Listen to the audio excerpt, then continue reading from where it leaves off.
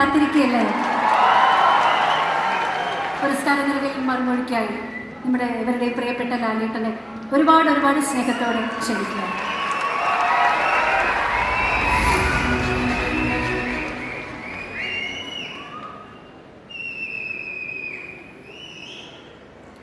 വേദിയിലും സഹസമുള്ള വിശിഷ്ട വ്യക്തികളെ, ഇത്രയും പ്രിയമുള്ള സഹോദരി സഹോദരന്മാരെ, ബഹുമാനപ്പെട്ട ശ്രീകുമാരൻ തമ്പിസാർ, നമസ്കാരം.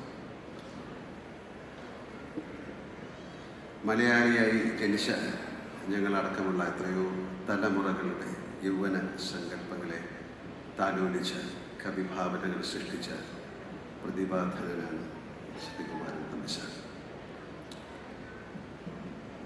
എനിക്ക് അദ്ദേഹവുമായി ചില അദൃശ്യ ബന്ധങ്ങളുണ്ട് എന്ന് ഞാൻ വിശ്വസിക്കുന്നു.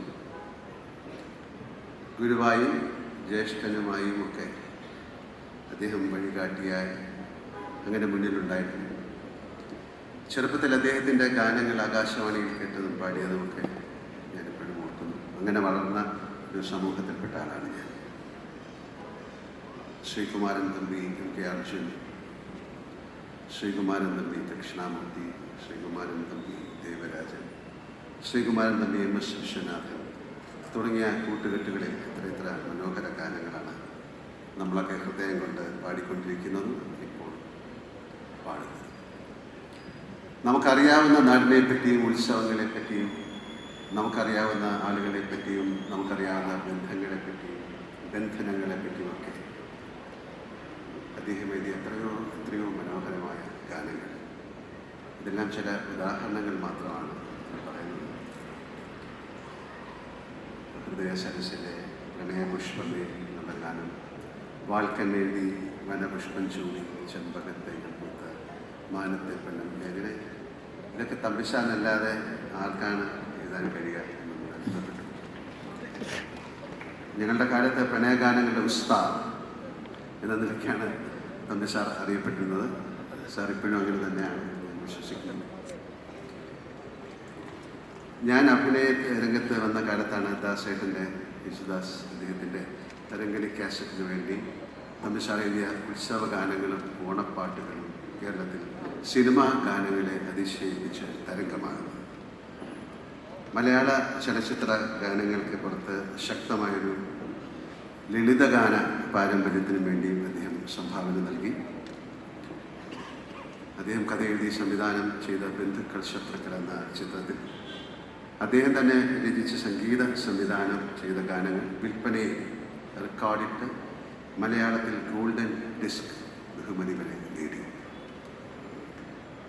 1982 തമ്പിസാർ നിർമ്മിച്ച് തിരക്കഥ എഴുതി സംവിധാനം ചെയ്ത എനിക്കും ഒരു ദിവസം എന്ന സിനിമയിലാണ് എന്നെ അദ്ദേഹം അഭിനയിപ്പിക്കുന്നത്.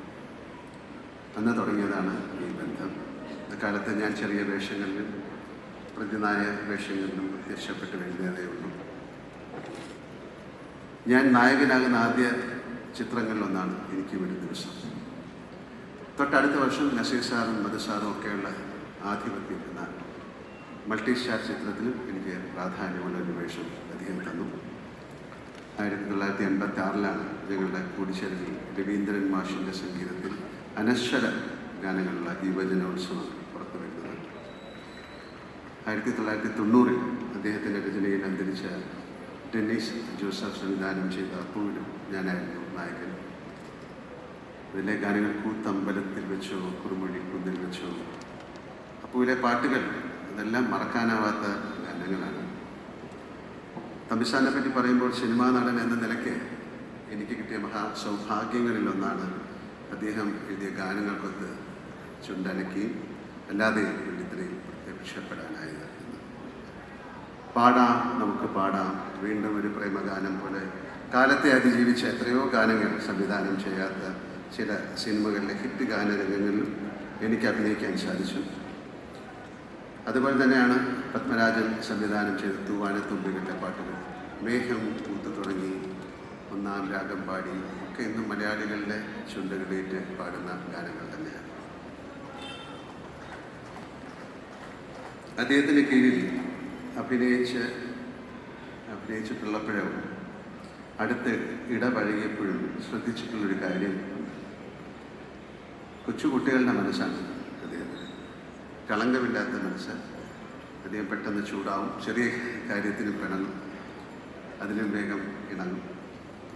ഒരു കൂടപ്പിറപ്പിനോടെന്ന വണ്ണം സ്വാതന്ത്ര്യത്തോടെയോ അദ്ദേഹം എന്നോട് ഇതുവരെ പെരുമാറിയിട്ടുള്ളൂ. എന്നെ വഴക്ക് പറയാറുള്ള ജ്യേഷ്ഠ സഹോദരൻ്റെ സ്വാതന്ത്ര്യം എനിക്കും അദ്ദേഹത്തോട് തോന്നിയിട്ടുണ്ട്. തുറന്ന് ഞാൻ പറയാൻ വിട്ടുവീഴ്ചകളില്ലാത്ത സമീപനങ്ങളാണ് അദ്ദേഹത്തെ വ്യത്യസ്തനാക്കുന്നത്. നിർമ്മിച്ച സിനിമകളിലും സംവിധാനം ചെയ്ത സിനിമകളിലും തൻ്റെ ബോധ്യങ്ങളിൽ നിന്ന് അണിവിട വഴിമാറി നടക്കാൻ അദ്ദേഹം തയ്യാറായിട്ടില്ല.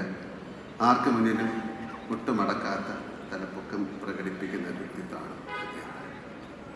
അതിനെ അഹങ്കാരമായി കണ്ടിട്ടുള്ള ആളുകളുണ്ടാകും.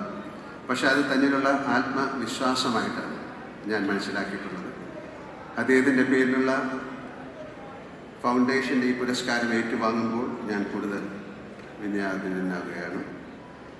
അത് തമ്പിസാറിനെ പോലൊരു പ്രതിഭയോടുള്ള കടുത്ത ആരാധന കൊണ്ടും എന്നെ ഞാനാക്കിയതിനൊരു പങ്ക് വഹിച്ചു എന്നുള്ള കടപ്പാടും ബഹുമാനവും കൊണ്ടുമാണ്. അതിലേറെ ഈ പുരസ്കാരം ഏറ്റുവാങ്ങാൻ സാധിച്ചതിലുള്ള അഭിമാനമുണ്ട്. ചിലർക്കൊപ്പം ജീവിച്ചിരിക്കാനാവുക നമ്മുടെയൊക്കെ സുഹൃതമാണ് എന്ന് വിശ്വസിക്കുന്ന ഒരാളാണ് ഞാൻ. അത്തരത്തിലൊരു മനീഷിയാണ് എനിക്ക് തമ്പിസാർ. 1000 പൂർണ്ണചന്ദ്രന്മാരെ കാണാനാവുക എന്നത് ആയുസ്സിൻ്റെ പുണ്യമായിട്ടാണ് നാം കണക്കാക്കുന്നത്. ശ്രദ്ധാഭിഷിക്തനാകുന്ന ബഹുമാനപ്പെട്ട ശ്രീകുമാരൻ തമ്പിസാറിന് ആയുരാരോഗ്യ സൗഖ്യം നൽകി ജഗദീശ്വരൻ അനുഗ്രഹിക്കട്ടെ എന്നും ഇനിയും അർത്ഥസമ്പുഷ്ടമായ വരികളാൽ നമ്മെ സന്തോഷിപ്പിക്കാൻ അദ്ദേഹത്തിന് സാധിക്കട്ടെ എന്ന് പ്രാർത്ഥിക്കുന്നു. സാറിന് എല്ലാവിധ സർവ്വ ഐശ്വര്യങ്ങളും നേർന്നുകൊണ്ട് ഈ പുരസ്കാരം നിറഞ്ഞ മനസ്സോടെ ഞാൻ സ്വീകരിക്കുന്നു. ഇതിനെന്നെ തിരഞ്ഞെടുത്ത എല്ലാവർക്കും, പ്രത്യേകിച്ച് പ്രിയപ്പെട്ട തമ്പിസാറിന് ഒരിക്കൽ കൂടി നന്ദി പറയുന്നു. എടുത്തു പറയാവുന്ന മറ്റൊരു പേരാണ് ഞാനിപ്പോൾ ഒരു സമ്മാനം കൊടുത്ത കലിയൂർ ശശി. അദ്ദേഹം വളരെയധികം ഇതിനു വേണ്ടി കൊണ്ടുവരാൻ വേണ്ടി ശ്രമിച്ചു. പല പ്രാവശ്യവും എനിക്കത് സാധിച്ചില്ല. ഒരിക്കൽ കൂടി എല്ലാവർക്കും, ഇവിടെ വന്നിരിക്കുന്ന എല്ലാവർക്കും, ഇതിന് സാക്ഷ്യമായിരിക്കുന്ന എല്ലാവർക്കും നന്ദി പറയുന്നു. ഈ വേദിയിലും സദസ്സിലും എല്ലാവർക്കും നല്ലൊരു രാത്രി നേർന്നുകൊണ്ട് ഞാൻ നിർത്തുന്നു. ജയ് ഹിന്ദ്.